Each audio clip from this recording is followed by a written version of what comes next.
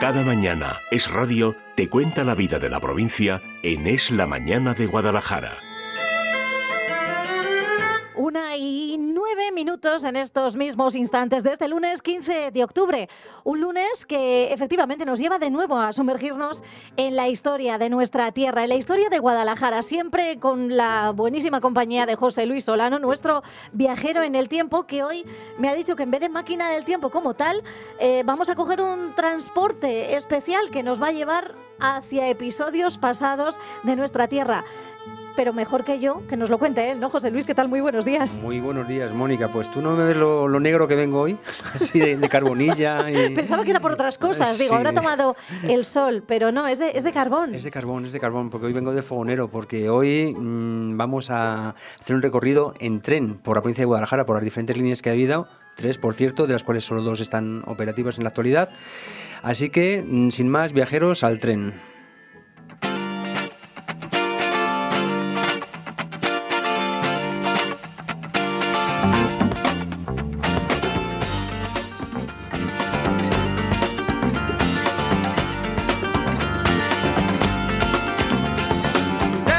Pues te digo una cosa, José Luis, el tren siempre me ha parecido el mejor medio de transporte, el ideal, mi preferido.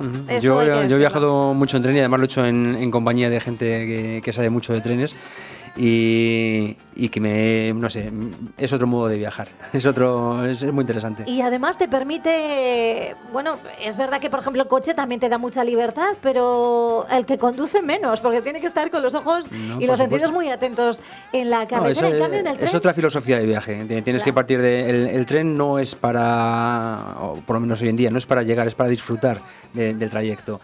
Y desde luego si te gustan los trenes y si te gusta un poquito ese tipo de filosofía de viaje, lo vas a disfrutar muchísimo viajando en tren. En fin, vamos a ver cómo llegó el tren aquí a Guadalajara, porque a la península ibérica llegó en el 1848, en esa primera línea que iba de Barcelona a Mataró, y que después, 1848, y 3 años después, esa Madrid-Aranjuez. Ya se inauguraba aquí con un poquito más de retraso con respecto al resto de Europa, pero ya teníamos aquí tren, y a partir de ese momento se empezaban a generar una serie de compañías más o menos grandes, porque entonces, bueno, la Renfe, como sabes, se creó en 1941, pero previamente a la Renfe los que gestionaban los trenes eran compañías privadas, normalmente capital europeo y normalmente capital europeo judío, que eran los que invertían aquí en infraestructuras ferroviarias, que se iban articulando en torno a 4 principales, 4 principales líneas. La que iba desde Madrid hasta Irún-Hendaya y que gestionaba la Compañía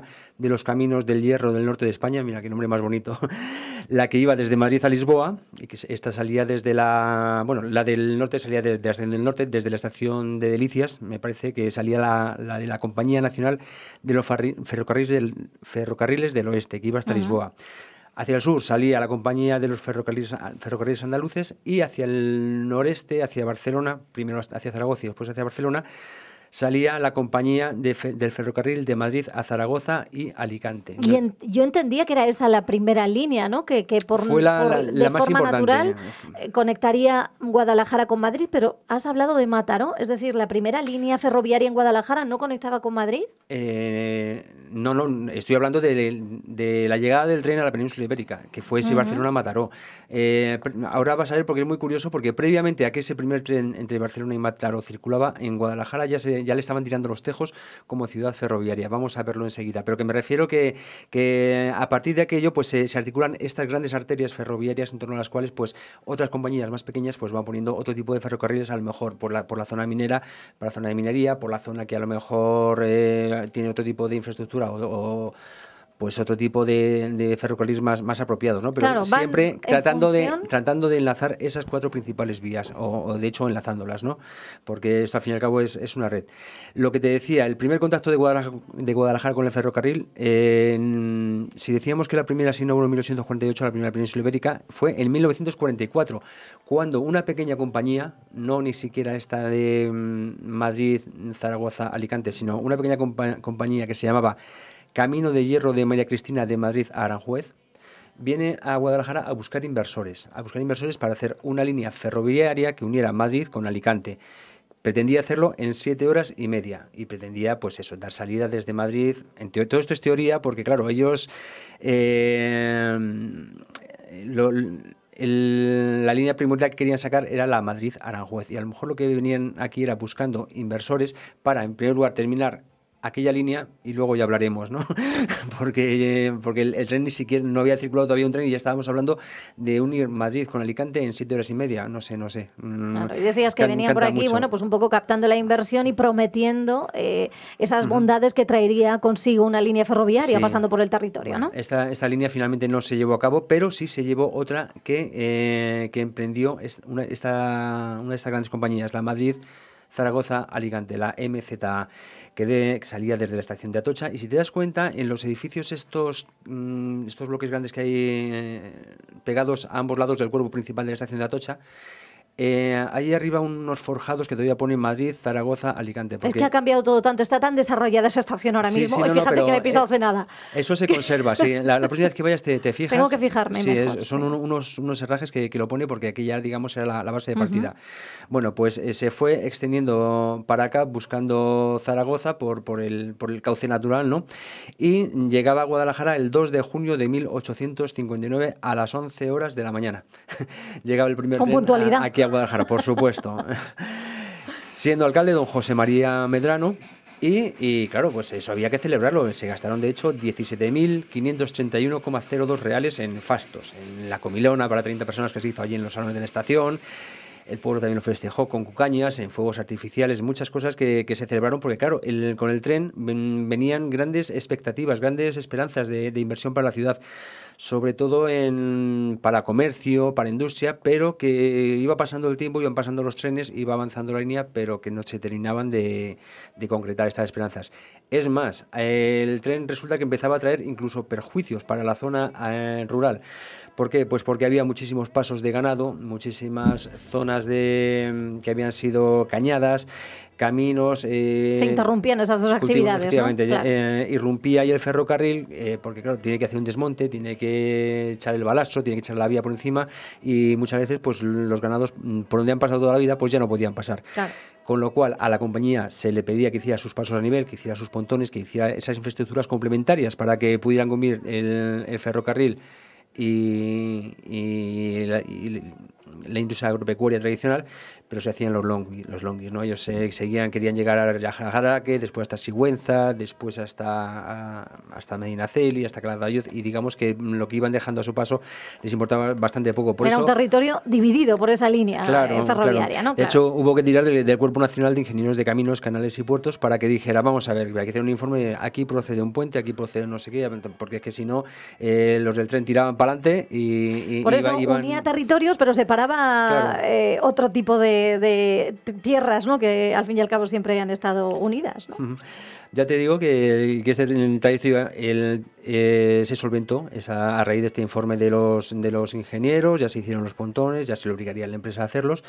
Y bueno, pues el tren iba progresando no solo en este proyecto, sino en otros muy diversos y muy extraños que nos parecen hoy en día, pero que iban surgiendo. Por ejemplo, una propuesta de ferrocarril Madrid-Barcelona no por Sigüenza, sino por Calamocha, Molina de Aragón, Teruel, Reus, Valls y Tarragona.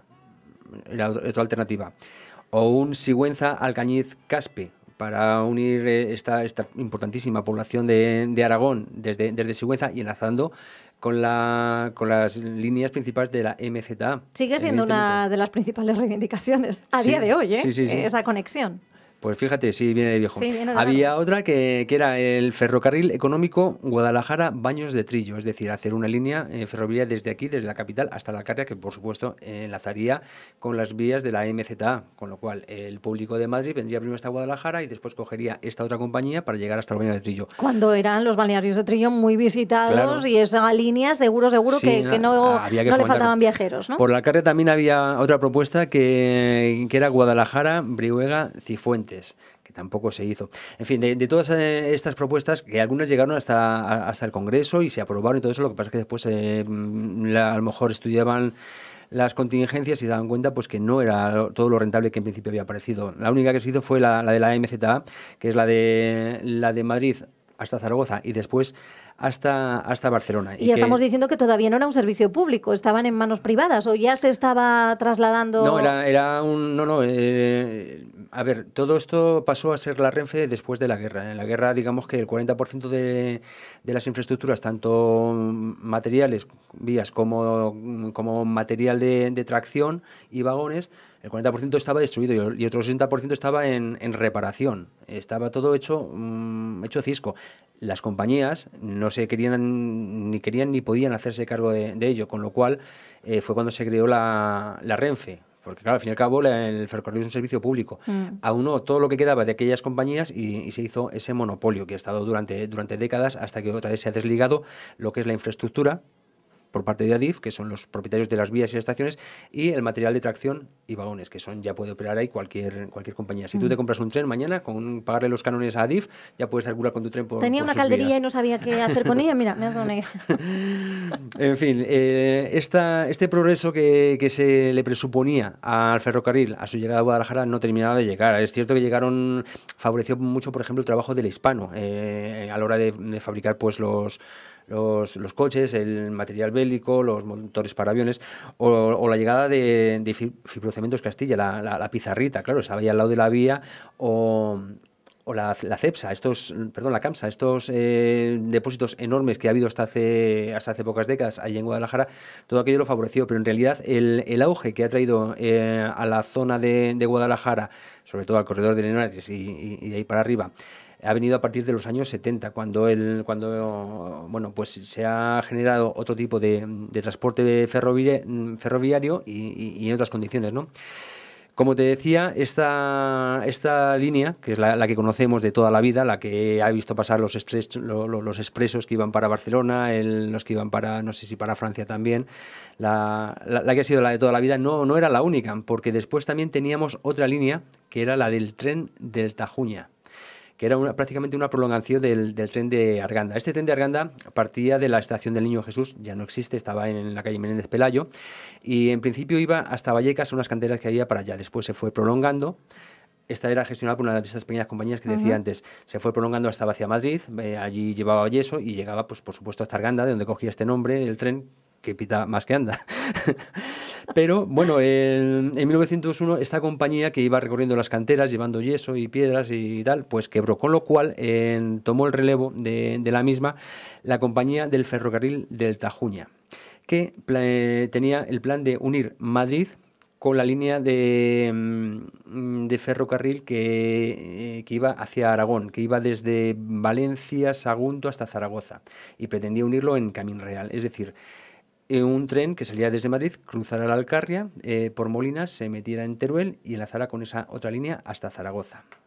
Era una vía alternativa a Zaragoza y que pasaría por toda la Alcarria y parte de la Sierra del Ducado y por el señorío de Molina. Entonces, se fundó esta compañía del ferrocarril del Tajuña con un capital social de 1.400.000 pesetas, que era una pasta para entonces. Una pasta en su momento, claro. Divididas en 2.800 acciones de 500 pesetas. Y bueno, pues como te decía, partía de esta estación del Niño Jesús y llegaba hasta Arganda, que era la línea primigenia, y después ya se metía por Orusco hasta Mondéjar, donde llegó en 1916, por ahí al Pozo de Almoguera, Yebra, Almonacid de Zorita, Sayatón, Anguix, y seguía hasta Unión y pasados a Cedón hasta Alocén. Eran unos 142 kilómetros, pero de una vía que teníamos por allí. Esa vía yo he tenido la posibilidad, esa vía no, porque ya no existe, ya después de la guerra se levantaron las vías, pero yo sí he ido a ver los restos por la zona de Sayatón. Si vas con alguien que te lo explique, te lo pasas pipa. Mira, ¿ves aquel desmonte? Pues por allí pasaba tal. ¿Ves aquello? Aquello era un túnel, aquello era un puente.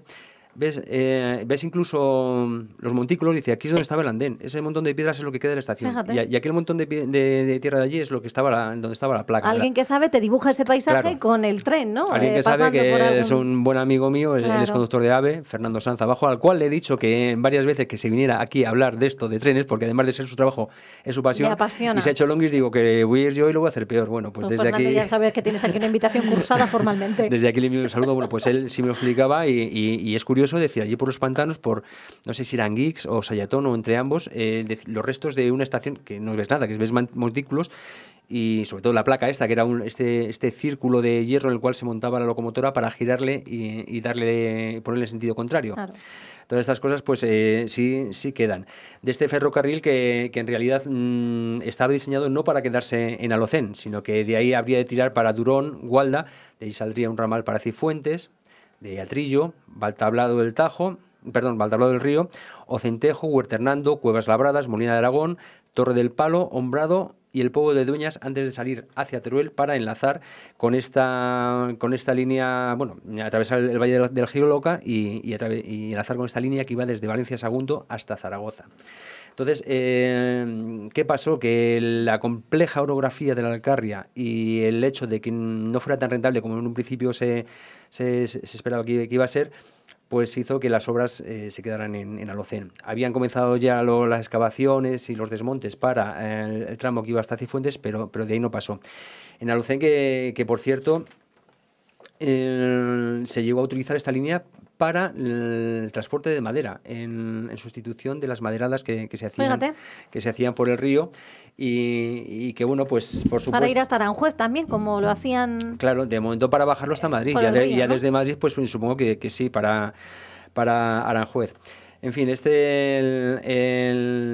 1943 veía pasar por ahí su último tren y la verdad es que, bueno, pues de eso, después de la guerra se levantaban todos estos tendidos y estos pueblos de la Alcarria y del Señorío de Molina pues se quedaban sin la esperanza de progreso pues que les habría venido de parte del tren. Pero era curioso porque investigando cómo era esa línea resulta que había 2 trenes diarios de Alocén a Madrid. Que viene otra vez, ¿qué pasa? Este es el de la 1:25. No, pues estos salían a las 12 de la noche de Alocén y llegaban a las 12 de la mañana a Madrid. A las 12 del mediodía. Era un tren mixto de carga y transporte de viajeros. Y claro, pues el hecho de que por ejemplo, llevara las maderadas, pues eso hacía que... Pues el señor que tenía que ir de Alocén hasta Madrid, pues a lo mejor tenía que esperarse 3 horas a que cargaran la madera o a que la descargaran. Claro, combinaba lo que es el tren de mercancías con el tren de pasajeros, ¿no? Claro. En cualquier caso era todo un avance, porque tú imagínate, a principios del siglo XX, el que se propusiera ir de Alocén a Madrid en mula o compañía de arrieros, todo eso sería misión imposible. Dice lo del tren, dice, pues si solo tardas 12 horas, pues algo genial, algo magnífico. En fin, también a Sacedón trajo el ferrocarril progreso, sobre todo teniendo en cuenta que allí estaba el balneario de la Isabela.